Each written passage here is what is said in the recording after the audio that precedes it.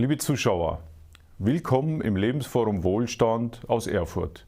Wir führen unsere Serie Phänomen Anastasia fort mit Band 5, Teil 1, Wer sind wir?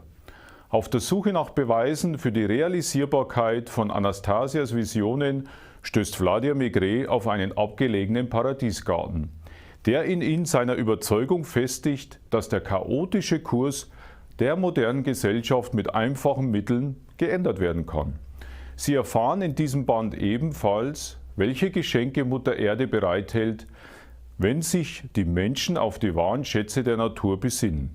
Bei der Neugestaltung der menschlichen Zivilisation fällt insbesondere den Kindern und ihrer kreativen Fantasie eine bedeutende Rolle zu. Aber auch die ältere Generation braucht dabei nicht tatenlos zuzusehen. Geehrte Zuschauer, bitte werten Sie unsere Serie als reinen Impulsgeber. Wir können natürlich nicht das Gesamtwerk vortragen. Ich wünsche Ihnen jetzt viel Freude mit Band 5, Teil 1, Wer sind wir? Phänomen Anastasia, Band 5, Teil 1, Wer sind wir? Ich begrüße im Studio Herrn Konstantin Kirsch. Hallo, Herr Kirsch. Hallo, Herr Jungwirth. Wer sind wir? Es geht los im ersten Kapitel, 2 Zivilisationen. Was ist damit gemeint? Ja, das Buch beginnt mit der Wanderung vom Herrn Maigret aus der Taiga wieder zurück zum Fluss. Und in dieser Zeit, es dauert ja etwas, so 25 Kilometer Wegstrecke heißt es, da macht er sich diverse Gedanken. Und da schreibt er so, wie er diese verschiedenen Zivilisationen vergleicht. Die eine Zivilisation ist die ihm bekannte, die uns allen gut bekannte. Und dann diese Bilder, die er von der Anastasia bekommen hat, wo Menschen auf dem Hektar leben, gesund und glücklich leben. Und da hat er so verschiedene Gedanken. Er fragt sich zum Beispiel nach dem Sinn des Lebens. Das ist so ein ganz starkes Thema. Und dann hat er auch wiederum gesagt, ja, es geht ja nicht nur um den Sinn, auch um den Reichtum, was ihn so sehr als Unternehmer interessiert. Wenn beispielsweise ein Hektar zu einem großen Teil, vielleicht der Hälfte, mit Bäumen bepflanzt ist, er redet dann was von 300 Bäumen und wenn die dann älter sind, wie viel Werte da entstehen. Er kalkuliert dann grob, ja, das kann ja eine ganze Million Dollar dann an Wert mal annehmen, so ein Hektar. Und da hat er so in diesen Überlegungen einen Punkt, der sich durch das ganze Buch durchzieht, dass er eine Art freudige Vorahnung hat von dieser neuen Art von Zivilisation. In den ersten 4 Büchern hat er immer so ganz viele Grundsätze in Frage gestellt. Er konnte es gar nicht glauben. Und jetzt plötzlich so, es hat ihn gepackt und er sagt, diese Vision, das will ich in die Welt hinausbringen. Und das sind so die Gefühle, die ihn bei dieser Reise bewegen. Diesen Vergleich dieser 2 Zivilisationen, wo er ganz klar sagt, diese neue, das berührt ihn sehr. Er ist also überzeugt dann davon, ja. Ja. Mhm. Es geht dann weiter mit dem nächsten Kapitel Weltall. Was ist da gemeint? Ja, es heißt der Geschmack des Weltalls. Bei dieser Wanderung reflektiert er nochmal eine Begegnung, wo es zum Thema auch dem Kind geht. Und die Anastasia hatte ihm da gesagt, das Kind soll das Weltall kosten, probieren, schmecken. Also jetzt zum Beispiel, wenn da irgendein Kraut ist, was nicht wirklich ein Lebensmittel ist, dann schmeckt es vielleicht sehr bitter, vielleicht ist es ja ein Heilmittel.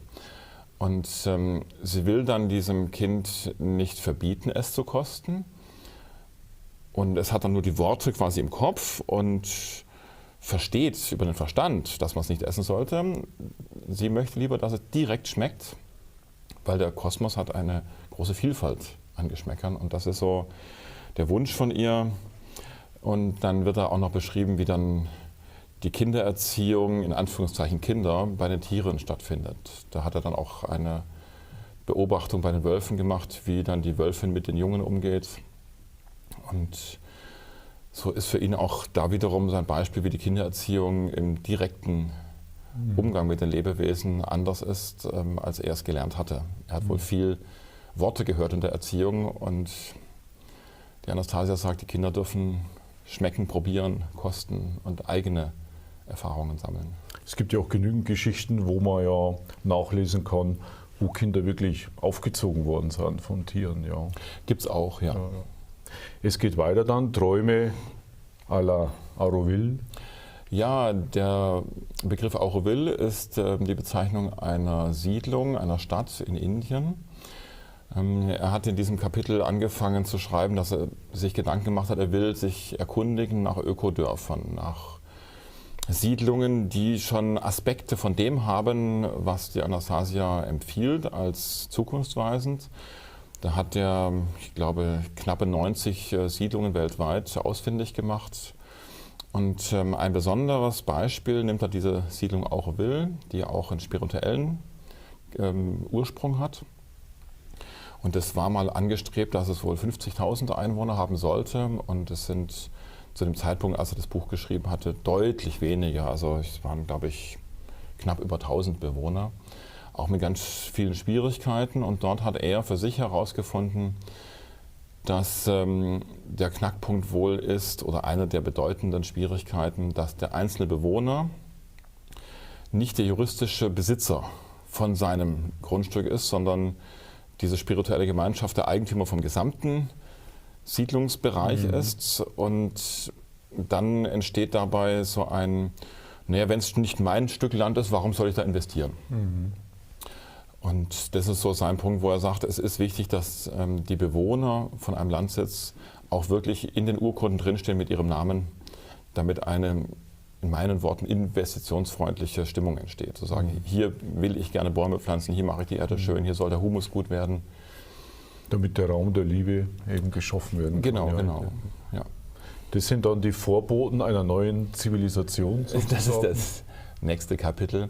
Da ist er wieder mit dem Thema der russischen Kleingärtner, wo ganz klar die Kleingärtner, haben wir im ersten Band schon gehört, die haben durch ihres Berühren mit den Händen, mit dem direkten Kontakt mit dem Boden, haben ja, einen guten Beitrag gegeben, dass die Welt immer noch besteht.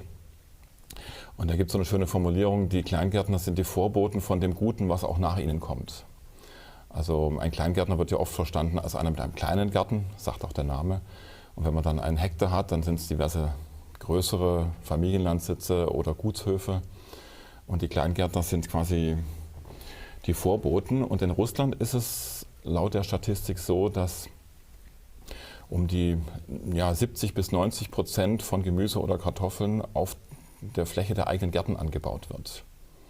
Das ist also dort anders als bei uns. Beziehungsweise vielleicht ähnlich dort, wie es bei uns mal war vor diversen Jahrzehnten. Und er sagt ganz klar, die Lebensmittelversorgung ist ein zentraler Punkt von einem Staat. Nicht nur irgendwie, was die Regierung für repräsentative Gebäude hat oder wie viel Militär da ist. Wenn keiner was zu essen hat, gibt es den Staat nicht. Also Lebensmittelversorgung ist ein Zentrum und da helfen die Kleingärtner sehr viel.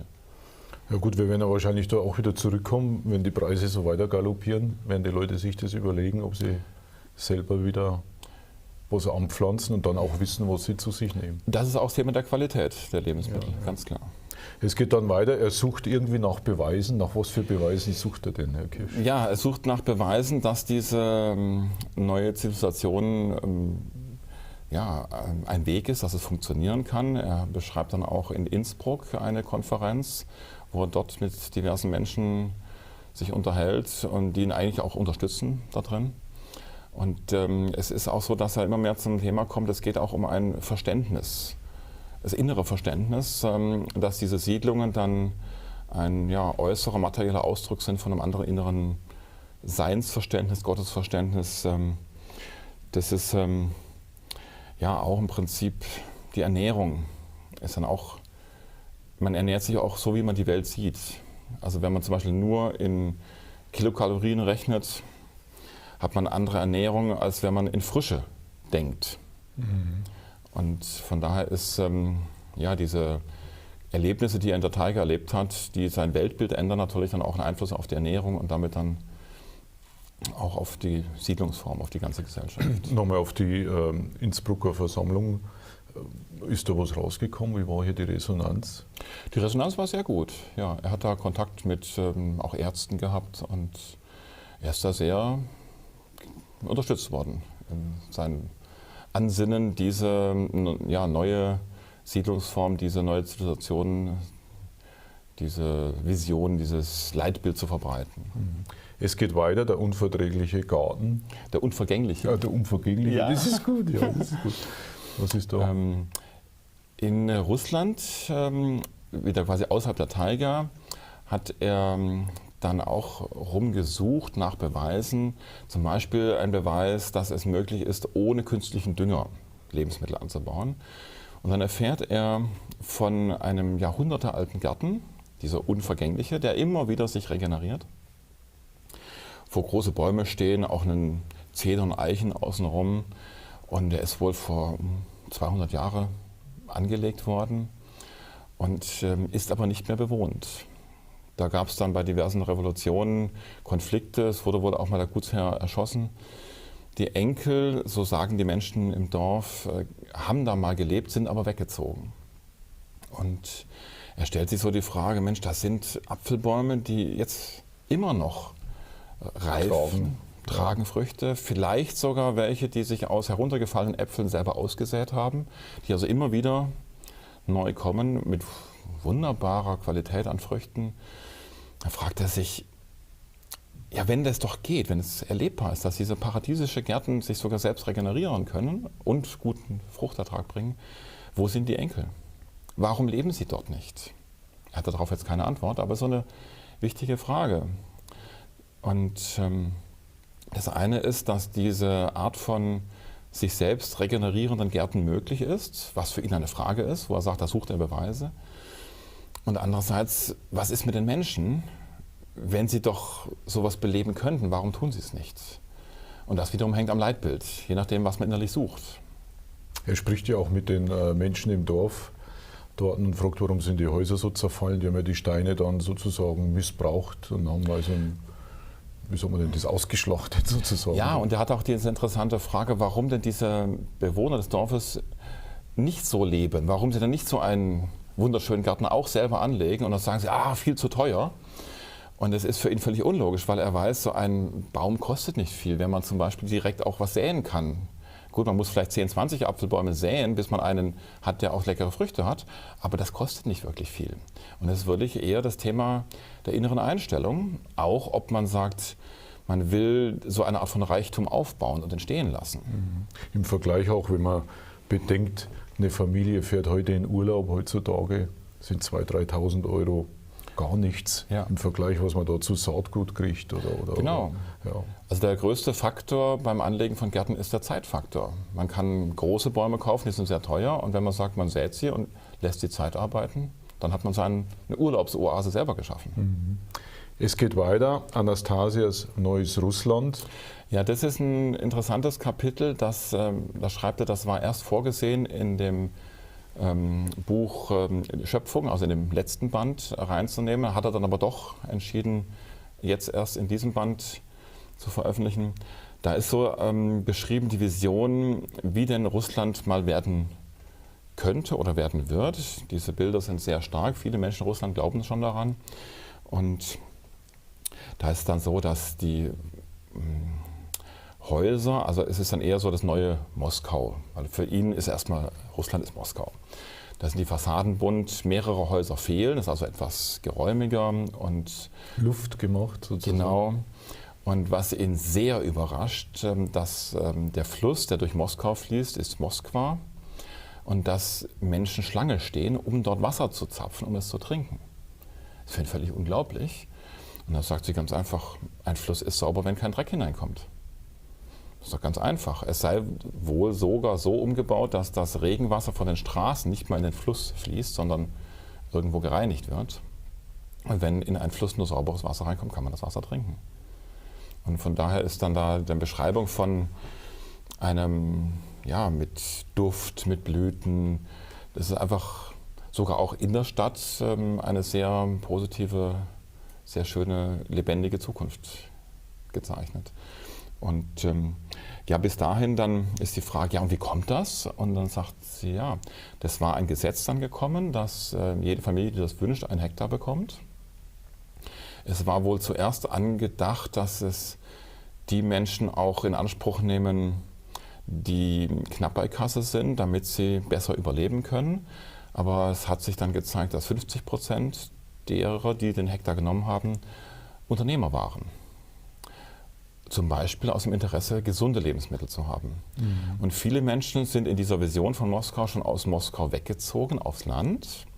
Allerdings hat es weiterhin viele Menschen in Moskau, und zwar viele Touristen, die nach Moskau gekommen sind, überhaupt nach Russland, um die saubere Luft zu atmen, um diese Heilwirkung zu empfangen, um Wildkräuter verzehren zu können. Die dann auch gerne das gesunde Gemüse vom Land dann kaufen. Und dadurch ist dann Russland auch richtig wohlhabender geworden. Noch viel mehr als jetzt, ein sehr gutes Image weltweit. Es sollte sogar auch mal Zureisebeschränkungen gegeben haben, weil so viele Touristen sich in Russland erholen wollten. Die Prophezeiung, dass also jede russische Familie Anspruch auf 1 Hektar hat gesetzlich, ist ja mittlerweile schon durchgesetzt. Also hier hat sich die Prophezeiung schon verwirklicht. Das Buch ist schon ein paar Jahre alt. Ja, ist schon ein paar Jahre alt, aber also die haben das wohl so wichtig eingestuft in Russland, dass sie sagen, wir machen das, wir gehen diesen Weg. Und dann geht es ja weiter im Buch, das reichste Land der Welt. Ja, da wird prognostiziert, dass Russland das reichste Land der Welt wird. Und zwar nicht nur geistig reich oder emotional reich, sondern de facto auch wirtschaftlich. Das ist für den Herrn Mekre äußerst fragwürdig, weil es heißt ja in diesem Gesetz, jede Familie, die 1 Hektar bekommt, darauf lebt, zahlt keine Grundsteuer, das gesamte Land ist steuerfrei, auch was darauf produziert wird auf diesem Hektar ist auch steuerfrei.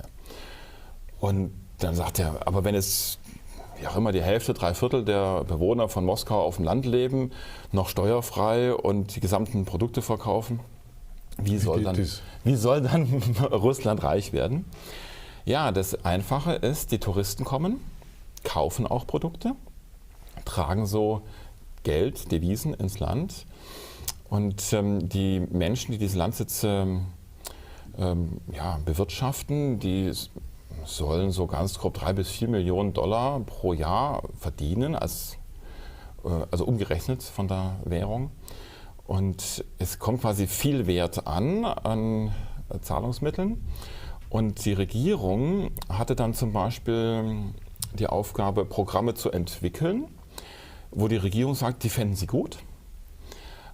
Und dann machen sie eine Art Angebot an das Volk. Und wenn die Menschen glücklich sind, dann brauchen sie das Geld ja nicht ausgeben, um traurige Gefühle zu kompensieren. Sie sind ja glücklich. Dann haben sie Geld und Spenden für staatliche Angebote. Also eine ganz andere Art, statt Steuergewalt. Und dann entscheidet die Regierung, macht die Regierung Angebote, was denn nach ihrer Meinung sinnvoll wäre, und das Volk schenkt Geld zur Verwirklichung der Programme. Das hört sich toll an, ja. Und ganz spannend finde ich, sehr überraschend auch, was dann entschieden wurde, häufigst, dass staatliche Programme finanziert wurden vom Volk über Geschenke, dass ausländische Chemie- und Waffenfabriken aufgekauft wurden, beziehungsweise in dieser Visionsgeschichte aufgekauft werden, aber nicht um weiter zu produzieren, sondern um sie stillzulegen. Das ist wirklich eine tolle Vision. Ja. Wir sind am Ende von Band 5, Teil 1. Haben Sie noch ein Zitat für uns? Ja. Und alles ist so unglaublich einfach. Die Menschen müssen nur ihren Hektar Land bekommen. Dann werden die Menschen wie von selbst von der Energie der Liebe beseelt sein. Es wird glückliche Ehen geben und muntere Kinder. Viele Krankheiten und Gebrechen werden weichen und auch Kriege und andere Katastrophen wird es nicht mehr geben. Der Mensch wird Gott näher sein. Vielen Dank, Herr Kirsch. Liebe Zuschauer, es geht gleich weiter mit Teil 2. Liebe Zuschauer, das war der erste Teil zu Band 5, Wer sind wir? Es folgt in Kürze Teil 2.